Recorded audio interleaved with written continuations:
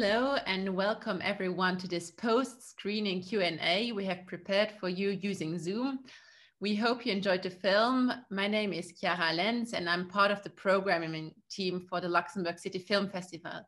We are joined today by Anabel Rodríguez Ríos, who directed the film Once Upon a Time in Venezuela. Welcome. Hi, thank you, Chiara, and thanks very much to the Festival of Luxembourg for having us here. It's an honor for us. Thank you very much for having time for us today. I think we're going to jump directly into the questions we have prepared today. So the first thing I wanted to ask you is about the small town of Congo Mirador in Venezuela, where the film is set. It's a small village situated at the border of Lake Maracaibo. What does this lake symbolize for Venezuelans, and why is its conservation so important? Well, Maracaibo Lake is the place from which Venezuela have extracted the oil from since the 40s.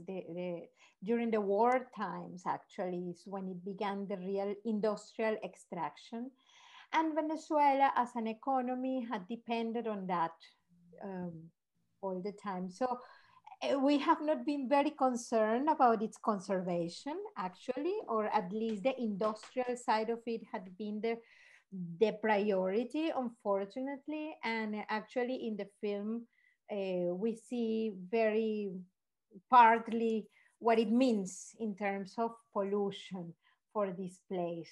So maybe with the change of times and change of energy source and that the system changes into a non-oil system, maybe this lake is going to get benefited from that. Yeah, thank you very much. You directed a short documentary called The Barrel in 2013, where you follow a 13-year-old boy who also lived in the village Congo Mirador. How did you develop this project? Basing yourself on the project of The Barrel. So how did you develop this project? Was this film always supposed to follow these three women, or was it something different initially?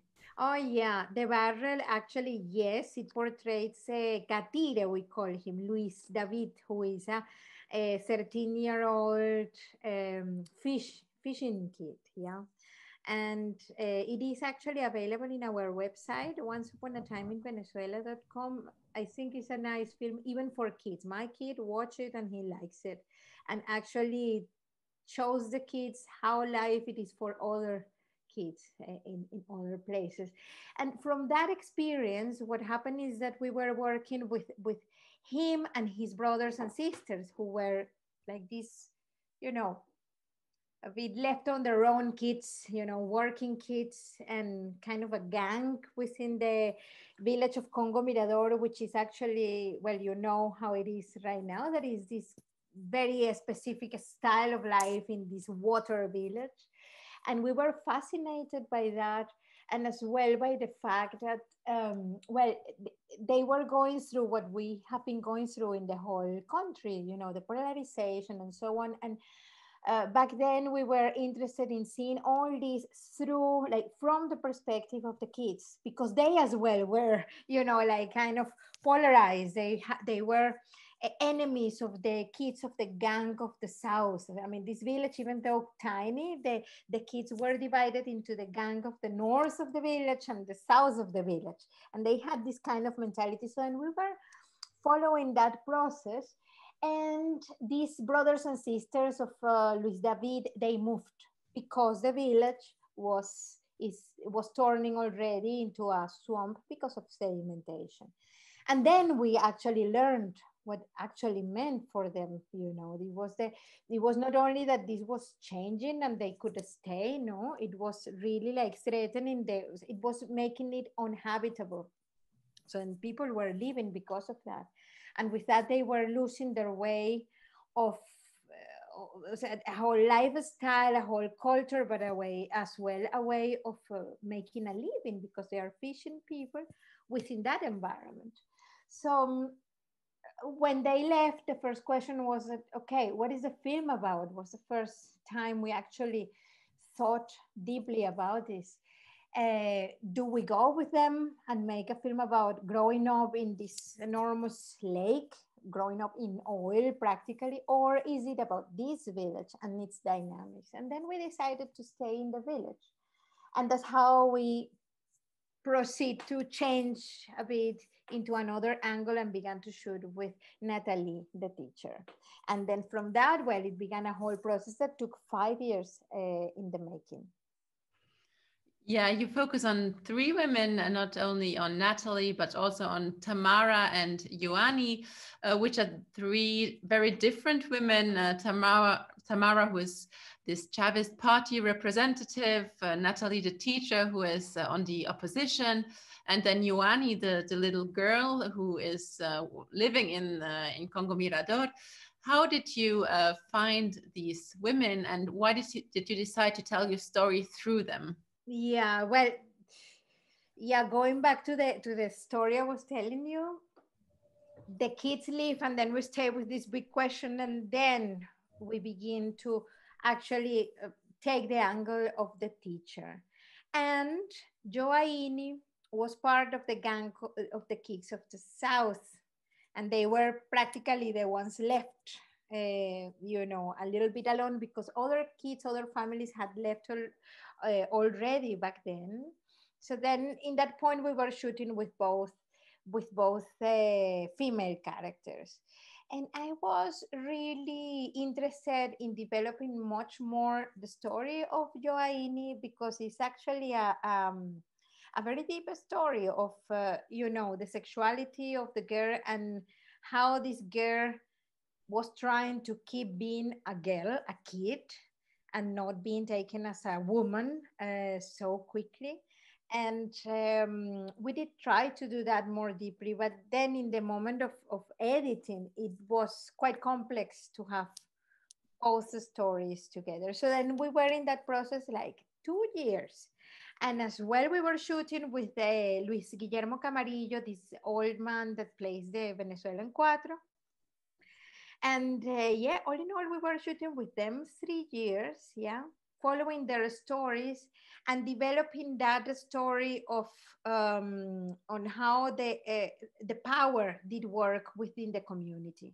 From the perspective of Natalie, her problem, as you saw in the film, is that her position as a teacher was being threatened because she didn't belong to the party and so on. So we were trying to understand that, but only from that perspective, which at the end is much like the perspective of somebody that it is actually a victim, yeah, even though maybe she didn't have this attitude of being a victim, which is like great for her, but still we were really like one-sided into the problem. And this was interesting, very interesting for us, because there's been millions of people in Venezuela that through the system were being kicked out, not only from the jobs, but as well being marginalized from the benefits that could bring to be into the party. So slowly the government party was taking more and more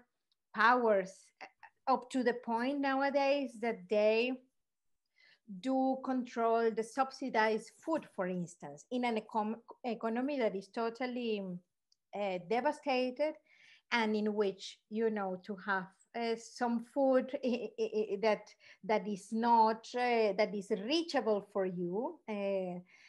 Right now, I would say that in the economy there are two systems: one that runs with dollars, like cash dollars, and another one that runs with the local currency. And within that environment, food is one of the main resources that one can find that is subsidized by the government. So then the government, unfortunately, have been using that in all sorts of levels, as well as a way of control. So all this we were seeing from the perspective of the teacher, and we were very much into that because our families have gone through this, our friends, so many people had gone through similar situations of being bullied I would say. No? Still, as soon as we could, in the third year of shooting, we could go begin to shoot with Tamara and go to the other side of this the power tension.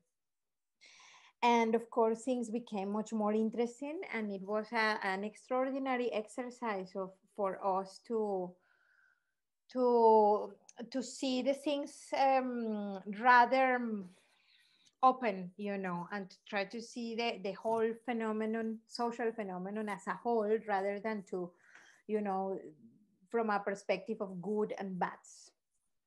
So yeah. Yeah, it's very interesting. You use this observational method to tell your story, so you kind of refrain from any comment, and still you make a very clear political message. What are the advantages of using a observational method, this kind of fly on the wall documentary method, but what are also its limits? Well, limits are many. Narrative mainly. So from the narrative language, it is a super challenge because, of course, you miss many things on a story when you try to put it together in a logic way. So then one misses many things. And to be the dream is to be able to be within the story all the time. And that's really not possible. Even if I mean, at some point I thought in staying in Congo Mirador for some time and to buy a little house and to come and visit my son. I mean, filmmakers were just like crazy. And then we think, but well, very, very soon I renounced this idea of abandoning my child. but of course, that's the real challenge of this kind of technique. Um, the advantage, well, for us as a team, at the beginning, I would say there was no advantage, just like this dream of being able to tell a story in a delicate way and in a human way that would embrace as well contradictions and to embrace the surprise of the moment and so on. That's the dream. And to achieve it as a shooting corpus, as a filming team, it took us, I would say, 1 year until we were really, the cameraman, me, the sound person, like all really synchronized and with a same vision to be able to do that. So then there's lots of material that didn't work for anything. So once this machinery kind of thing is, well worked and it actually functions, I think that in that point, that the advantage is that it becomes very intuitive, the approaching, and very much from the body. One begins to see the whole situation from another place that is not only a rational place in which you are thinking, okay, now we do this, now we do that, no. It's just like going like with a dance, like in a dance in the moment of shooting, and that's actually great to experience. The story you're telling is very political, and even though it focuses on this little community of Congo Mirador, it makes a wider political commentary on Venezuelan politics, like you said, but it's also making a global comment on populism and on political polarization. Could you expand a little bit on this? Yeah, in the moment we were making it, we were truly much more thinking of the experience we were having as how much this mirrored us as people that had gone through it for many years and that have seen families separated because of the radicalization of the political views. And yeah, one uses this word populism, which is quite, it's just a term, a cold word there, but this actually means like many practices of abuse of power. And we have gone through that, and we were much reacting from that reflection that we were having within that community.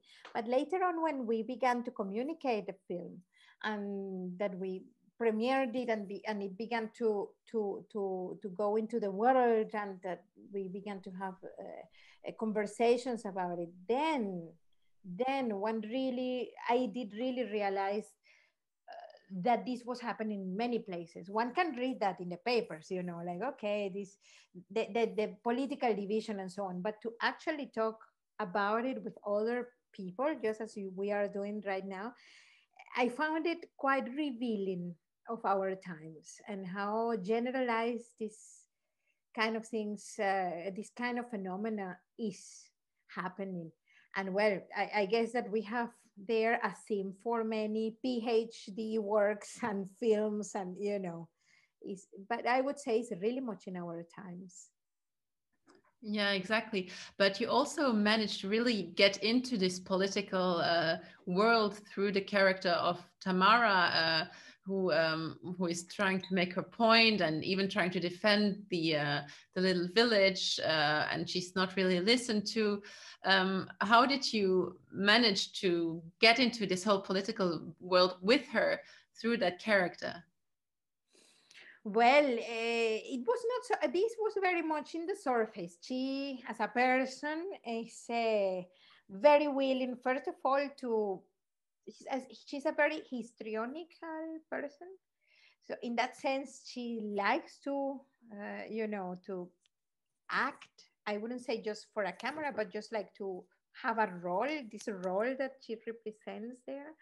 And on the other hand, I think that she's really willing to show um, her political, this extravagancy that she has.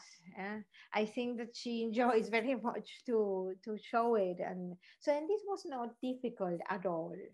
At the contrary, I think Tamara wanted to this to come across quite clear, and of course for us it was a gift, as filmmakers. Did you face any difficulties shooting in Venezuela, not only as a director, as a film director, but also as a female film director? Did... Yeah, I mean, of course, there are many. Venezuela itself is gone through a process of devastation. That when you put it into the how the society works, what it means is that there is a scarcity of many basic things, and this had happened over the last 7 years or 8. Much more severe in the last 2 years. Yeah, but this had happened for a long time. So, and of course, that's a first difficulty to which we as a film team are used to. So then it was not so, it's just something that, all Venezuelans have to go through. So that was not so terrible. What it was actually the big challenge, it had to do more with how is the social characteristic there.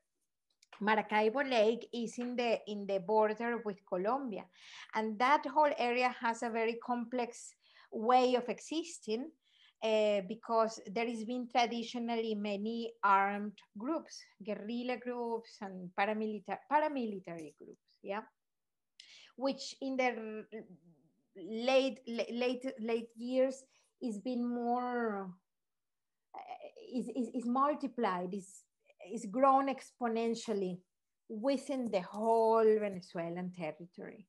And Congo Mirador didn't escape from that. And at some point, let's say in year 3, we were shooting there.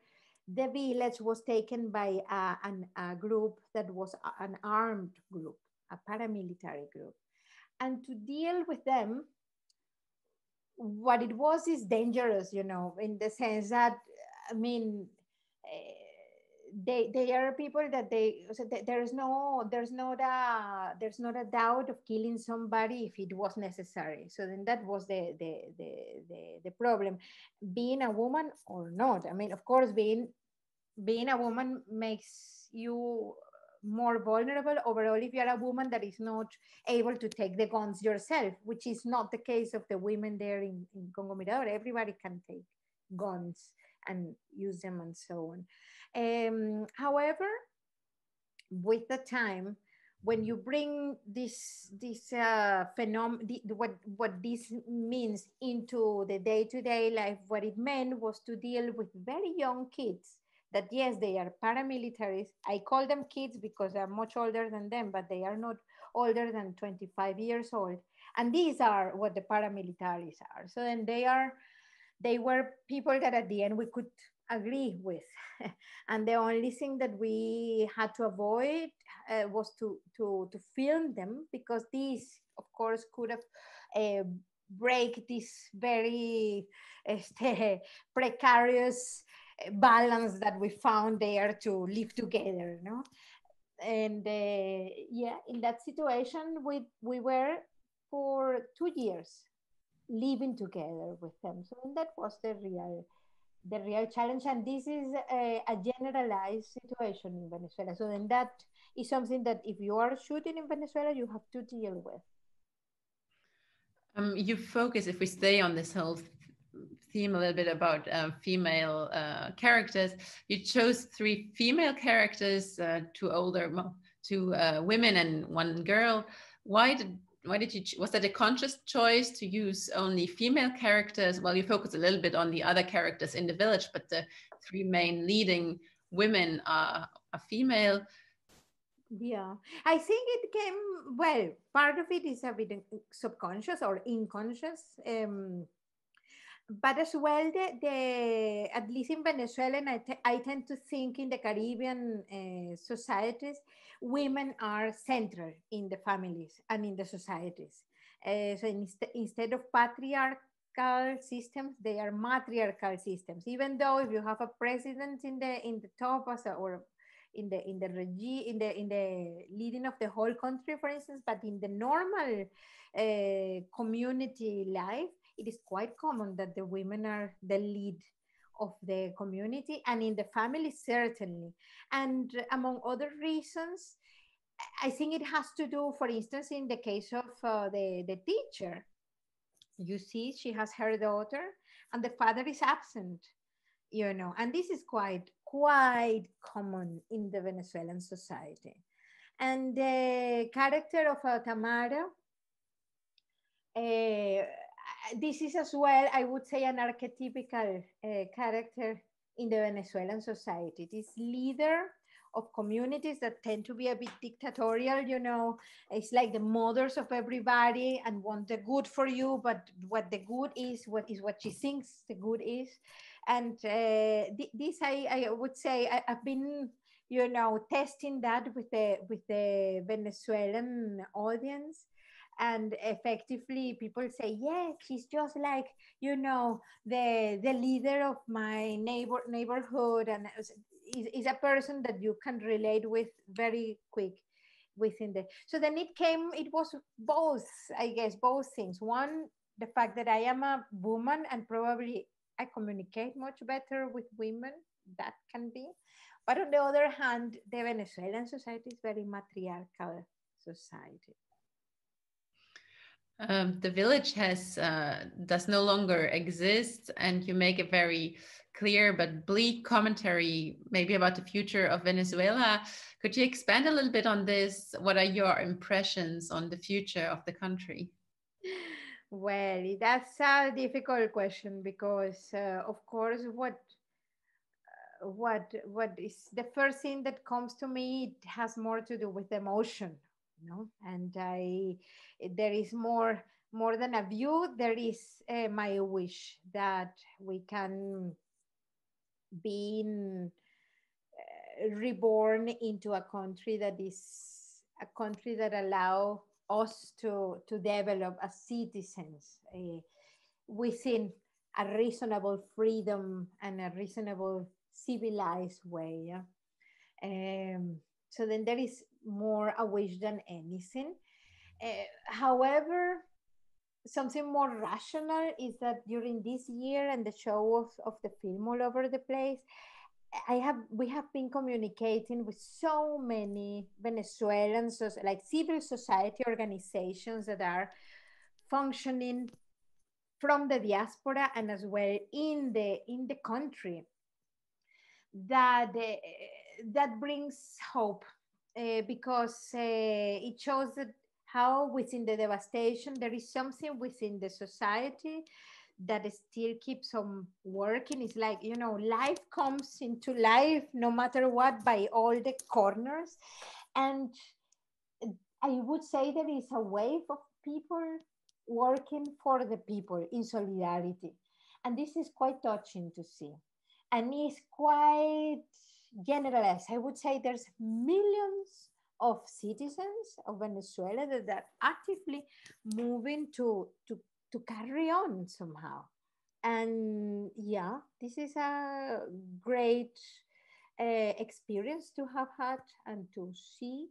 And in that, I have some kind of so my face lies with that, with the it lies with the creativity of us. Well, this film is an example of on what a creative society, even though within a totalitarian system, can bring to into the society itself. Are you still in contact with the three main characters, the three main women? Could you tell us a little bit something about them now? And yeah, what are they doing? Where are they now? Are they still living in Venezuela? Mhm. Yeah, well, Joaini, she's living inland. She's 17 years old and is already living with a, well, like a man, much older.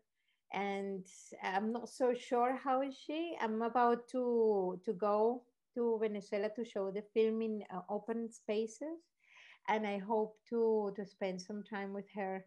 I am in contact with her through her cousin, the one that is in the film, that now is as well 17 years old, and her cousin knows how to use the Facebook and how to read and write. Joanne still doesn't know how to read and write, so then her cousin is the one who writes messages to me, and that's how I am in contact. Then the in that village where she is a tough one, because in the area there is been not only the many calamities of Venezuela that are to do with hunger mainly, but there are as well illnesses, not only COVID, but for instance tuberculosis, and many people are suffering from that right now, and it is quite contagious. And yeah, she is within that environment, and you know, many people are dying in that village because of these reasons. Tamara is in another inland small city. She did get a house there. I mean, modest house, but still a house within a place that is like a shanty town. And but you know, she's this kind of person that whatever she falls, she finds the way of not only surviving but to be more or less well. I think that she's very alone, and with her I don't have much contact, only through the Facebook a little bit. And I hope to see her now with these open screenings that we are doing, public screenings. And she had seen the film, but within this way, you know, in a streaming, in a not very good internet. I am not so sure how had she seen it, so I'm not so sure about what her perception is. So then I'm quite curious to see when she sees it in a, you know, in a public situation, in a good screening. And Natalie is in the same city, this city called Santa Barbara. It's a small city. She did try a little bit in Colombia, but as many with the COVID, thousands of Venezuelans had to go back because there are not many jobs in the COVID times. So they come back to Venezuela, and so did Natalie with her daughter. They hire a room there, And as well, we did have contact with the WhatsApp, and then she's out of it. I think she's having it tougher these days because of the lack of income, no, the sources of income. And yeah, I'm hoping to see her now in these public screenings. The film has quite a lot of is shown in quite a lot of festivals, also well in the world, but also in Venezuela. And as you say, it is being shown around the country. How is the film received by Venezuelans, by the critics?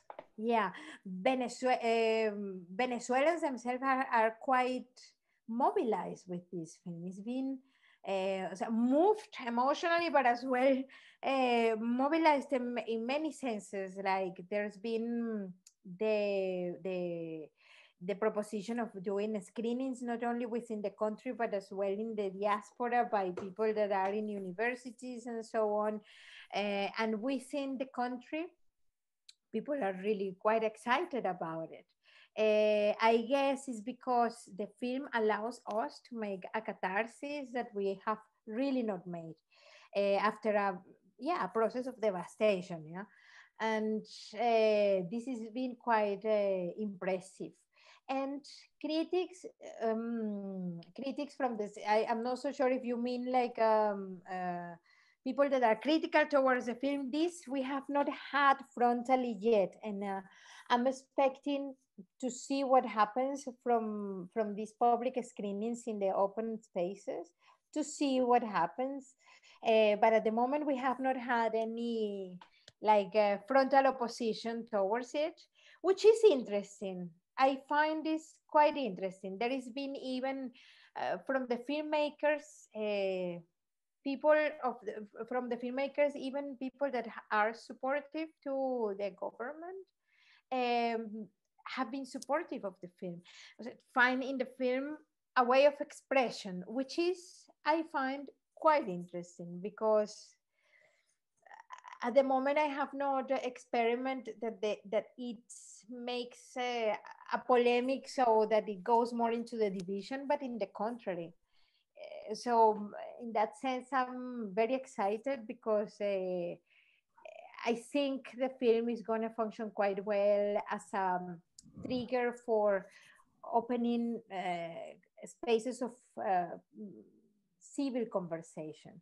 Thank you very much for having taken the time to talk to us today.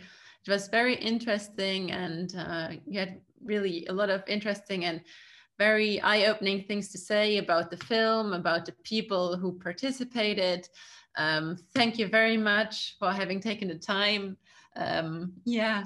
And then thank you, Chiara, thank you, Luxembourg in general, and the festival in particular for having us here. Is great. I hope at some point to go there for real.